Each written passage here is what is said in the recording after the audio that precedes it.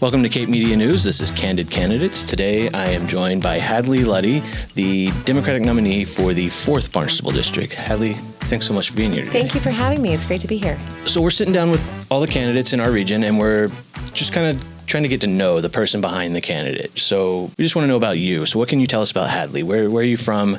How did you get to where you are today? Okay. No, those are great questions.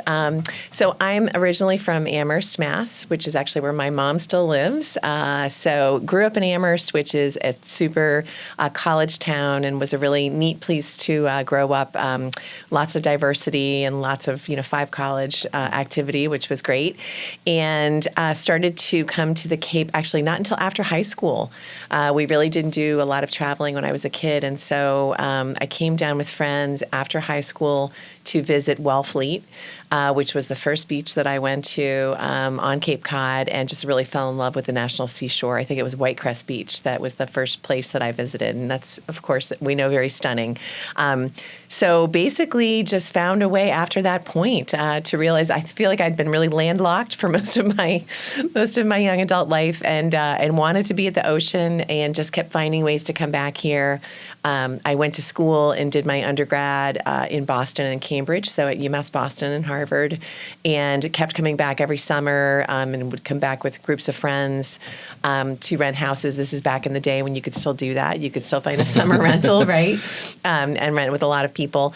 And, worked at a lot of the old landmarks, places like the old Dairy Queen before it was the Knack in Orleans, or, running the golf course concession stand on Ocean Edge Golf Course. So lots of jobs like that, working in the restaurant business primarily. And then ended up here after graduate school. After I thought I was going to head to New York City to pursue a job opportunity, I came back to the Cape again for the summer and just decided to try to make a go of living and working here. Been here ever since? I've been here ever since. Oh, wow. How long has that been now? So really, I keep saying the word 26 years, or the number 26, and I think it's really closer to about 30 years that I've basically been here now. So I keep you're local. Yeah, I think just about. I say I've just about earned it. So still a bit of a wash ashore, but earning my cred here as we get past 25 years, right? Mm-hmm. So. And so what have you been doing in those 30? What's your profession outside of politics? Sure. So the interesting piece about being on Cape Cod as a professional, and certainly coming from the background that I was in, which was I have a master's in educational administration, planning, and social policy. So I really had thought initially that I would go to work for either a private school or foundation or work in a field like that. But again, living on Cape Cod, you kind of have to make Cape Cod work for you professionally. So I started my career with the state's Department of Children and Families, recruiting foster and adoptive parents throughout southeastern Massachusetts. So I spent a lot of time driving from Provincetown to Brockton to Attleboro to Taunton to Fall River, New Bedford. There's also a DCF office in Hyannis, so I spent a fair amount of time there, and did also a lot of work with the Boston corporate, or with the state headquarters for DCF, trying to help them really build a corporate recruitment campaign to recruit foster and adoptive parents. So that was my real first career step. And from there, I went to work for Community Connections, which many people know as a local adult disability serving organization. And I went, a bit reluctantly into being a director of development, not sure how I'd feel about fundraising, not sure if the mission was right for me, and loved it so much that I stayed at CCI for almost 10 years. So that was a great experience based here, in South Yarmouth on the Cape, but of course also in southeastern Mass. I went from there to lead Big Brothers Big Sisters of the Cape and Islands, which is at the time was based in Centerville. And spent many years working with them to sort of rebuild the brand after they'd merged with the Boston-based organization. So it was a really interesting, challenging opportunity to try to blend a local with a more corporate Boston-based headquarters. And I really enjoyed it, and really enjoyed the mission and the fundraising component as well. And from Big Brothers Big Sisters, I went on to do some consulting, and actually to try to work more down in my home area, which is Orleans, and really was hoping to work more actually in the 4th Barnstable district. And one of the first jobs I got a call to take a look at was the Homeless Prevention Council was looking for an interim, really short-term executive director position. So I went into this organization thinking I'd be there for 6 months, and I've now been there for just about 9 years. Oh, wow. So it sort of tells you my tenure in various roles. That's kind of how I feel like moving to the Cape. I kind of ended up here during COVID, just with like a place to stay. Thought I'd be here for a couple months, and now it's been 4 years. That's how it happens. It pulls you in, right? Going back, that was lots of different types of jobs there. What do you think? What are experiences that you've got from those positions that you think will help you in the State House? So I actually think it's the best piece or skill set that I bring to this job as future state rep is really, an extensive career-long, boots on the ground community and public service experience, right? I've really been out in the community. I've worked with all sorts of folks. I myself have struggled in my younger years, especially as a nonprofit professional, in raising kids and trying to juggle financial challenges of living here and all of that. I've seen a lot of things firsthand and spent a lot of time with the people who live in our region, hearing firsthand about the things they struggle with, the things they hope for.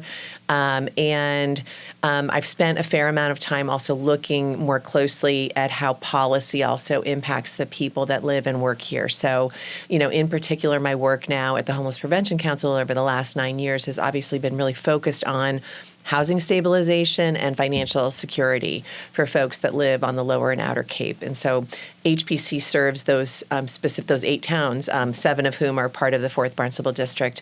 And again, I just think the ability to have a very strong housing advocate, a person who really understands what life is like for the folks that are trying to live, work, and thrive here, to have that voice at the State House, to continue to, not just fill Sarah Peak's very big shoes, right, with all of her extraordinary leadership and support she brought the district, but also to bring a different perspective, again, really sort of rooted in working with the public and working within community spaces and public service organizations. So I'm hoping it'll bring sort of a fresh perspective. And, I've certainly had a lot of board involvement over the years. I currently chair the regional network on homelessness for Barnstable County, among other things that I'm involved with. So hopefully that will bring a lot of good skill to the position. All right. And circling back a little bit, just kind of getting your start in politics. What was your interest? What got you? What made you decide to run?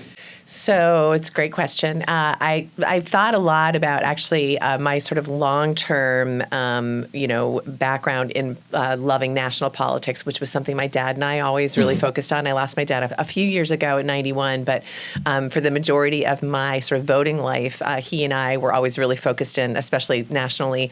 And I just learned a lot. He'd been a history major and had studied a lot of policy over the years. And so I just became really interested and a real sort of passionate follower of policy and politics at the national level, and then became more and more interested in state politics, especially as I started to work in the area of housing and helping people become stabilized here in the district. So that combined with multiple people approaching me, including Representative Peak, who approached me and said she really thought it was a good idea for me to think about running for the role and that I'd be a really good fit. And I gave it a lot of thought. It was something I really took some time to consider. I have 3 kids. My youngest is at Nauset High School. She's a senior, but my older 2 are launched adults.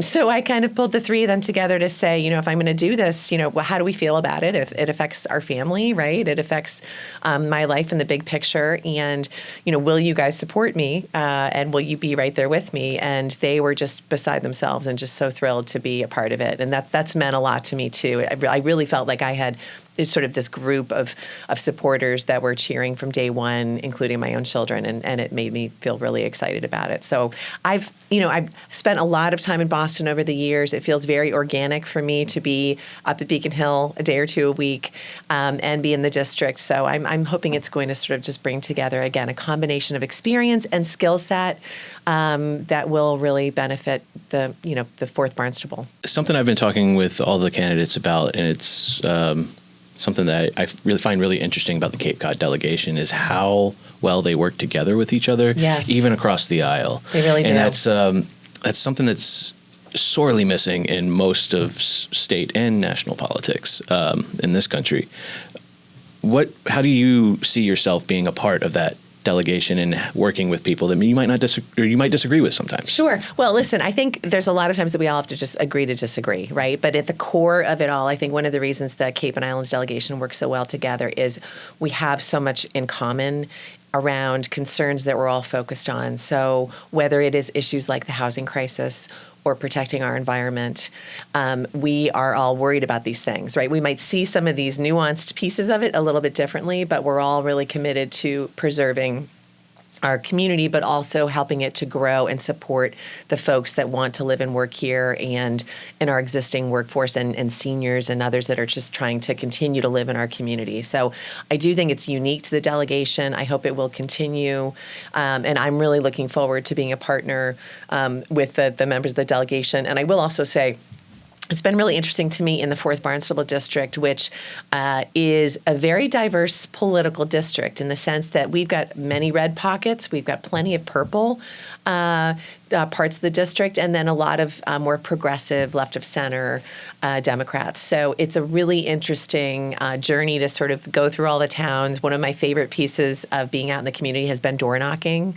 I wasn't sure how much I would like it, and actually it ended up being my favorite part, and it's something we committed to doing every weekend, even though I didn't have an opponent, because it's one of the best ways you can actually get to know people. And what I found was, just the high level of independence that the people that are registered as independent in our district brings a different conversation. You never quite know whose door you're knocking on in terms of how they're going to feel about various issues. And it's really sparked a lot of great conversation, but I have found just a lot of respectful back and forth, and people really appreciating that someone takes the time to chat with them. And again, an ability for us to be able to agree to disagree. And I think at the end of the day, we have to be able to do that. That is really probably nationally the biggest, I think, challenge that we're all seeing, right? It's really destructive. It's really not a positive thing for our country or our community. And speaking of those experiences, door knocking, is there any examples that come to mind that just something that you weren't expecting and it just turned out to be a great experience? Or I would say probably one of the most fun moments for me actually was a couple of weeks ago. I was in Eastham, and I went to knock on the door of a woman who came to the door and opened the door and said, "No one has ever done this before." Like it was just very cute. Obviously meant a lot to her that somebody had shown up at her door, and I think at that point I probably could have been representing any political party or anything.